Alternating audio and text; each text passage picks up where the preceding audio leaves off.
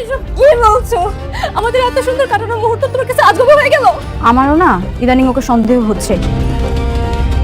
আসসালামু আলাইকুম বন্ধুরা, আশা করি আপনারা সবাই ভালো আছেন এবং সুস্থ আছেন।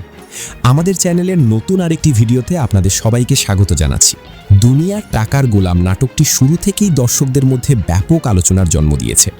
প্রতিটি পর্ব প্রকাশের পর সামাজিক যোগাযোগ মাধ্যমে নাটকটি নিয়ে নানা ধরনের আলোচনা, মতামত এবং দর্শকদের নিজস্ব বিশ্লেষণ দেখা যায়। বিশেষ করে সাম্প্রতিক পর্বগুলোতে গল্প যেভাবে এগিয়েছে তাতে দর্শকদের আগ্রহ আরও কয়েক গুণ বেড়ে গেছে। 4 নম্বর পর্ব প্রকাশের পর সবচেয়ে বেশি যে বিষয়টি নিয়ে আলোচনা হচ্ছে সেটি হলো গোলাম চরিত্রকে ঘিরে তৈরি হওয়ার রহস্য। শুরু থেকে এখন পর্যন্ত আমরা যে গোলামকে দেখেছি তার আচরণ, সিদ্ধান্ত এবং বিভিন্ন ঘটনার সঙ্গে তার সম্পৃক্ততা দর্শকদের মনে অনেক প্রশ্ন তৈরি করেছে। সত্যি কি গোলাম নির্দোষ, নাকি সে এমন কিছু গোপন তথ্য লুকিয়ে রেখেছে যা সামনে এলে পুরো গল্পের মোড় ঘুরে যেতে পারে? নাটকের শুরু থেকে আমরা দেখেছি গোলাম সবসময় নিজেকে একজন সাধারণ এবং নিরীহ মানুষ হিসেবে উপস্থাপন করার চেষ্টা করেছে, কিন্তু ধীরে ধীরে বিভিন্ন ঘটনার মাধ্যমে এমন কিছু তথ্য সামনে এসেছে যা দর্শকদের সন্দিহান করে তুলেছে। অনেকেই মনে করছেন গোলামের চরিত্রের পেছনে এমন কিছু রহস্য রয়েছে যা এখনও পুরোপুরি প্রকাশ পায়নি। সাম্প্রতিক ঘটনাগুলো বিশ্লেষণ করলে দেখা যায় গল্পের প্রতিটি গুরুত্বপূর্ণ ঘটনার সঙ্গে কোনো না কোনোভাবে গোলামের নাম জড়িয়ে যাচ্ছে। যদিও তার বিরুদ্ধে এখনও সরাসরি কোনো প্রমাণ দেখানো হয়নি, তবুও পরিস্থিতি এমন একটি অবস্থানে পৌঁছেছে যেখানে তাকে নিয়ে সন্দেহ করাটা অস্বাভাবিক নয়। বন্ধুরা, নাটকের সবচেয়ে আকর্ষণীয় দিকগুলোর একটি হলো এর রহস্যময় গল্প বলার ধরন। এখানে কোনো চরিত্রকে শুরুতেই সম্পূর্ণ ভালো বা সম্পূর্ণ খারাপ হিসেবে দেখানো হয় না, বরং প্রতিটি চরিত্রের ভেতরে একাধিক স্তর থাকে যা সময়ের সঙ্গে ধীরে ধীরে উন্মোচিত হয়।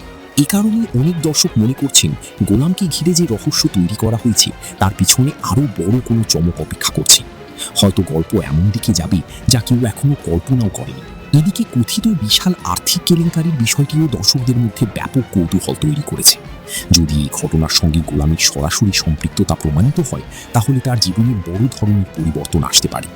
অন্যদিকে যদি সে নির্দোষ প্রমাণিত হয় তাহলে প্রকৃত অপরাধীকে খুঁজে বের করার নতুন অধ্যায় শুরু হবে। 4 নম্বর পর্বে বেশ কিছু দৃশ্য ছিল যা দর্শকদের নতুন করে ভাবতে বাধ্য করেছে। কিছু সংলাপ, কিছু আচরণ এবং কিছু সিদ্ধান্ত এমন ছিল যা গল্পের ভবিষ্যৎ নিয়ে নানা ধরনের প্রশ্ন তৈরি করেছে। দর্শকদের একটি বড় অংশ মনে করছে লেখক ইচ্ছাকৃতভাবে কিছু সূত্র তাহলে দেখবেন আমরা ভালো ভালো প্লেয়ার তুলে নিয়ে আসতে পারবো। অ্যাটলিস্ট 2টা বৎসর পুরো কোচিং প্যানেল নতুন করে সাজান, যেখানে কোনো ধরনের কোনো স্বজনপ্রীতি হবে না, শুধু দেশের জন্য তারা কাজ করবে। তাদেরকে প্রপার স্যালারি দেন এবং তাদের সাথে যে কন্ট্রাক্ট হবে, যেভাবে পারেন আমরা কিভাবে কাজ উদ্ধার করে নিতে পারি তাদের কাছ থেকে।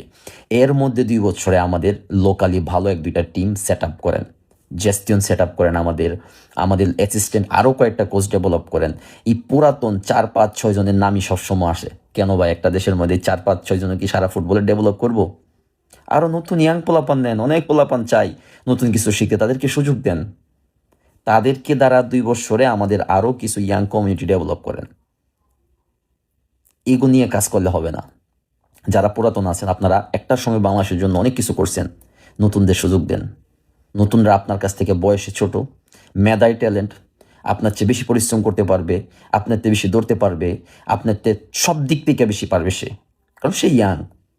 আপনারা 50, 60, 65 একটা এজে চলে গেছেন, এখন স্কোপ দেন নতুনদের জন্য। নতুনরা নতুনভাবে ফুটবলটা সাজাক। বাংলাদেশের ফুটবলের ভবিষ্যৎ অনেক অনেক সুন্দর যদি আমরা সৎভাবে, সৎ নিয়তে, দেশের জন্য, মনোপলি ছাড়া, ইগো ছাড়া, সবাই কীভাবে প্রপারভাবে দেশপ্রেম সামনে রেখে আমরা কাজ করি। আমাদের হিউজ পরিমাণ ফরেন পোলাপান, ট্যালেন্ট পোলাপান আসতেছে, এগুলোকে কাজে লাগান।